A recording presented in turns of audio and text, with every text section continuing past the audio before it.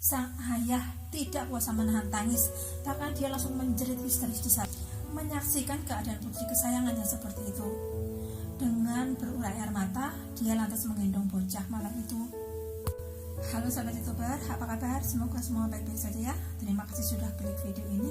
Teman-teman, saat ini hampir semua orang memiliki HP. Nggak di kota, nggak di desa, semuanya sama. Kemana-mana tidak pernah lepas dari HP. Teman-teman, semakin murah harga HP bekas, semakin mudah mendapatkan internet, makin mudah juga orang-orang mengakses situs dewasa. Dan apabila yang mengakses situs dewasa tadi adalah seorang pria lajang yang tidak berbekal iman yang kuat, lama-lama dia akan menjadi seorang predator, pemangsa, dan membahayakan orang lain.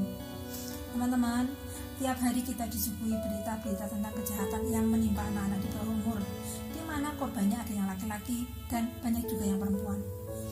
Setelah ditangkap, kebanyakan pelaku selalu beralasan karena kecanduan film Kakak Sugiono.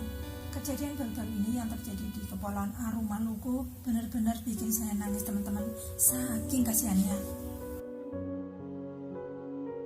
Jadi seorang bocah perempuan berusia 9 tahun, sebut saja namanya Bunga. Bunga ini masih dulu di kelas 4 SD ya teman-teman.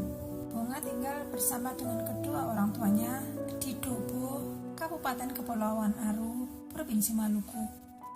Kedua orang tua Bunga bekerja sebagai pedagang dengan membuka toko di rumah kediaman mereka. Pada hari Minggu tanggal 21 Agustus tahun 2022 kemarin, tantenya Bunga, adanya sang ibu, belanja minuman kaleng di toko milik orang tua Bunga dan membayar dengan uang yang nominalnya besar. Tapi saat itu, ibunya Bunga belum mempunyai uang kecil untuk kembalian, hingga ibunya Bunga pun berjanji bahwa uang kembaliannya nanti akan diantarkan oleh Bunga tidak lama lagi. Setelah agak siangan, sang ibu pun akhirnya memiliki uang kecil untuk diberikan sebagai kembalian. Ibunya Bunga ini meminta kepada putrinya untuk mengantarkan uang kembalian itu ke rumah bibinya.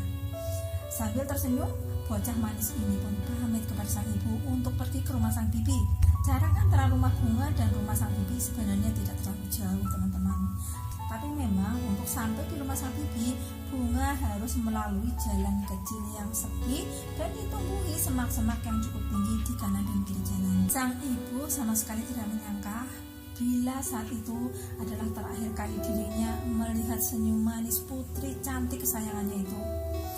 Sebab setelah itu ditunggu sampai siang, Bunga belum juga kembali ke rumah. Justru saat itu sang ibu ini dibuat sangat kaget saat melihat sang adik datang menanyakan kenapa Bunga nggak datang nganterin uang kembalian. Ibunya Bunga yang mulai gelisah bersama-sama dengan sang bibi berupaya mencari keberadaan Bunga di sepanjang rute jalan yang dia lewati. Di tengah jalan sepi itu, ibunya Bunga mendapati sebuah petunjuk. Tapi petunjuk itu justru makin membuat hatinya menjadi tidak karuan. Dia menemukan sepasang sandal milik sang putri terlihat begitu saja di pinggir jalan setapak yang sangat sepi itu. Sang ibu yang sangat cemas lantas meminta seorang tukang ojek untuk menjemput ayahnya Bunga yang saat itu sedang berada di jembatan Lobodo. Saat sang suami datang, ibunya Bunga ini langsung mengajaknya untuk bersama-sama mencari putri mereka di area sekitar ditemukannya sepasang sandal milik sang putri. Di area itu, ayahnya Bunga ini mencoba untuk masuk lebih dalam ke semak-semak. Di sana dia melihat dengan mata kepalanya sendiri teman-teman. Bunga dalam keadaan menangis, merintih kesakitan dan dalam keadaan tidak memakai baju. Bunga terkapar lemah di atas rumput semak dengan wajah luka-luka akibat dianiaya serta pendarahan hebat di bagian bawahnya. Sang ayah tidak kuasa menahan tangis, bahkan dia langsung menjerit histeris di saat menyaksikan keadaan putri kesayangannya seperti itu. Dengan berurai air mata, dia lantas menggendong bocah malam itu keluar dari semak-semak dan langsung membawanya ke rumah sakit. Tidak putus untayan doa dari hati dan bibirnya, meminta agar Tuhan menyelamatkan hidup sang buah hati. Di sepanjang jalan menuju rumah sakit, tangis Bunga semakin lemah, berbanding terbalik dengan tangis kedua orang tuanya yang semakin keras bersama dengan untaian doa, permohonan yang benar-benar menyayat hati. Tapi sesampainya di rumah sakit, Bunga sudah berhenti menangis, juga sudah berhenti bernafas. Dan setelah diperiksa oleh dokter, Bunga dinyatakan telah meninggal dunia. Dunia ini serasa runtuh bagi kedua orang tua Bunga. Tadi pagi Bunga masih ceria, siangnya Bunga sudah tidak ada dalam keadaan yang seperti itu. Keluarga lantas melaporkan kejadian yang menimpa Bunga ini kepada pihak aparat kepolisian setempat. Tidak menunggu lama, polisi langsung melakukan penyelidikan dan memeriksa beberapa orang saksi. Setelah melakukan penyelidikan juga berbekal keterangan para saksi, identitas pelaku pun akhirnya bisa diungkap. Kapolres Kepulauan Aru AKBP Dwi Bahtiari Fai menyatakan bahwa aparat kepolisian berhasil menangkap pelaku.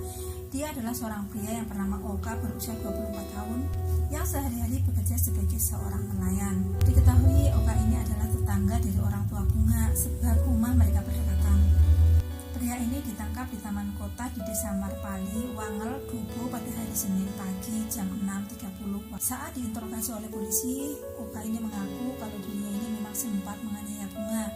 Sebab saat itu Bunga terus-menerus melawan saat akan dipaksa meladeni nafsu birahinya. Pelaku sama sekali tidak terbelit-belit dan langsung mengakui serta menceritakan kronologinya kepada petugas. Pria yang bekerja sebagai nelayan ini bercerita, siang itu setelah nonton video saru di HP, dia berpapasan dengan Bunga di jalan setapak yang sangat sepi itu. Melihat situasi yang sepi dan masih terbayang-bayang adegan film Kakek Sugiono yang baru saja ditontonnya, Oka pun mencegat Bunga lalu dibawa masuk ke dalam semak-semak secara paksa. Tentu saja sejak pertama Bunga sudah langsung berontak, hingga sandalnya terlepas begitu saja di pinggir jalan. Sampai di tengah-tengah rerumputan yang agak jauh dari jalan, Bunga tetap terus-menerus berontak serta melakukan perlawanan. Hal itu membuat Oka kesal dan dia pun mulai menganiaya Bunga. Pada akhirnya pelaku berhasil menuding Bunga, hingga anak yang masih duduk di kelas 4 SD ini pun mengalami pendarahan yang sangat parah di bagian alat vitalnya. Setelah puas melampiaskan hasrat nafsunya, Oka langsung pergi begitu saja, meninggalkan Bunga dalam keadaan kesakitan menangis sendirian. Sampai beberapa jam kemudian, Bunga yang semakin lemah ditemukan oleh sang ayah dan dibawa ke rumah sakit. Tapi sayang, Bunga meninggal dalam perjalanan menuju ke rumah sakit.